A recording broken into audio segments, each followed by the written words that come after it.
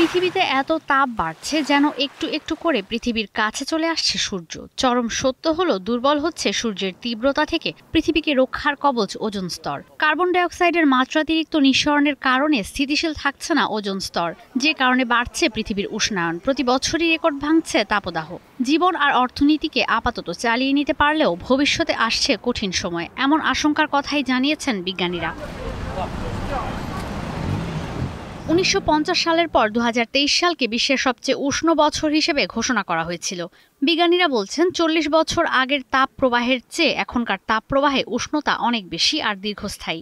2024 সালেও বিশ্বের বেশিরভাগ দেশেই তাপমাত্রার ভয়াবহতার প্রভাব পড়ছে। খরায় বিশ্বের অনেক অঞ্চলে ব্যাহত হচ্ছে ফসলের উৎপাদন। বিশেষ করে এশিয়া, আফ্রিকায় লাখ লাখ একর জমির ফসল নষ্ট হচ্ছে উচ্চ তাপমাত্রা আর পানি সংকটে। অতিরিক্ত তাপ প্রবাহে এর মধ্যেই পাওয়ার প্ল্যান্টগুলো শীতল রাখতে দরকার পড়ছে বাড়তি পানি। কোথাও কোথাও হচ্ছে ব্ল্যাকআউট। বিদ্যুৎ না থাকায় শিল্প কারখানায় নিরবচ্ছিন্নভাবে কাজ চলছে না। আন্তর্জাতিক পরিবেশ ফোরামের প্রতিবেদন বলছে 2060 সাল নাগাদ এই তাপ প্রবাহ তৈরি করতে পারে চরম অর্থনৈতিক ঝুঁকি। অতিরিক্ত তাপে নষ্ট হবে ফসল, ব্যাহত হবে শিল্প কারখানার কাজ। গরমের সরবরাহ ব্যবস্থা ব্যাহত হলে বিশ্ববাজারে তৈরি হবে খাদ্য নিরাপত্তা ঝুঁকি, জ্বালানির সরবরাহ ব্যবস্থা ব্যাহত হয় আর্থিক ক্ষতির মুখে পড়বে যুক্তরাষ্ট্র, ব্রাজিল, চীন ও ইউরোপীয় ইউনিয়ন। এই সংস্থার আরেকটি প্রতিবেদন বলছে বিশ্ব উষ্ণায়ন 2% সীমাবদ্ধ রাখার খরচের চেয়ে 6 গুণ বাড়বে পরিবেশ বিপর্যয়ের আর্থিক ক্ষয়ক্ষতি। বিশ্ব যদি এখনই স্থিতিশীল উন্নয়নের পথ বেছে নেয়, এরপরও 25% বাড়বে তাপ প্রবাহের দিন। 2060 সাল নাগাদ জিডিপি প্রবৃদ্ধি ক্ষতিগ্রস্ত হবে প্রায় $4 লাখ কোটি।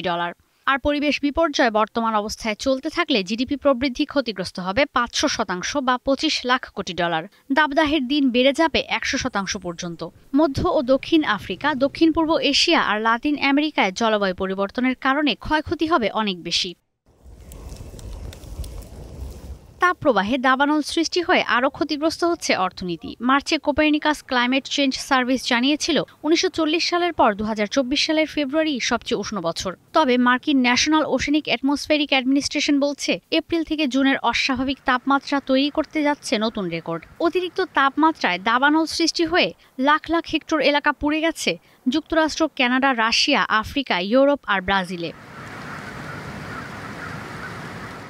এক সপ্তাহ আগে নেচার জার্নালে প্রকাশিত প্রতিবেদনে বলা হয় কার্বন ডাইঅক্সাইড নিঃসরণ নাটকীয়ভাবে কমিয়ে আনলেও 2045 সাল নাগাদ পরিবেশ বিপর্যয়ের কারণে বিশ্বের বার্ষিক আর্থিক ক্ষতি হবে $38 লাখ কোটি।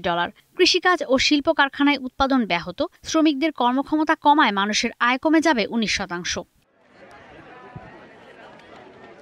নিউ ইয়র্ক টাইমসের প্রতিবেদন বলছে মানুষের কারণে সৃষ্টি হওয়া দাবদাহে 1992 থেকে 2013 সালে সারা বিশ্বে অর্থনৈতিক উন্নয়ন ক্ষতিগ্রস্ত হয়েছিল $5 লাখ থেকে প্রায় $30 লাখ কোটি পর্যন্ত। Potsdam institute for climate impact research বলছে 2049 সাল পর্যন্ত বিশ্বের আর্থিক ক্ষতি পৌঁছাবে $19 থেকে $59 ট্রিলিয়ন। অথচ 2050 সাল নাগাদ জলবায়ু পরিবর্তন রোধে পদক্ষেপ নিলে খরচ হবে মাত্র $6 লাখ কোটি। ঈশিতা ব্রহ্ম, এখন বিশ্ব।